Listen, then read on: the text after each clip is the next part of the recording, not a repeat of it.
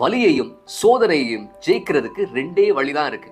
ஒண்ணு உள்ளுக்குள்ள நடக்கிற மாற்றம், ரெண்டாவது வெளியில நாம எடுக்கக்கூடிய செயல்கள். முதல்ல உள்ளுக்குள்ள என்ன நடக்கணும்னு பார்க்கலாம்.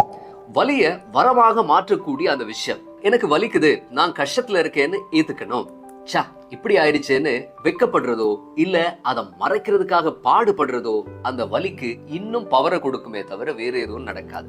அந்த மாதிரி கேட்கறத விடுத்து, சரி இது நடந்துருச்சு, இப்போ இதுல இருந்து நான் என்ன செய்ய போறேன் அப்படின்னு கேட்க தொடங்குங்க.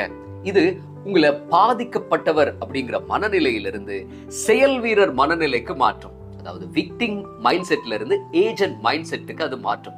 பாதிக்கப்பட்டவர் மனநிலைனா, கடவுளே ஏன் எனக்கு மட்டும் இப்படி நடக்குது, எல்லாரும் நல்லா இருக்காங்க, நான் மட்டும் ஏன் இப்படி, இதுதான் பாதிக்கப்பட்ட மனநிலை. இங்க நீங்க ஒரு பலவீனமான ஆள், ஆனா செயல் வீரர் மனநிலைங்கிறது அப்படி இல்லை நண்பர்களே. சரி நடந்துருச்சு, இதை மாத்த முடியாது,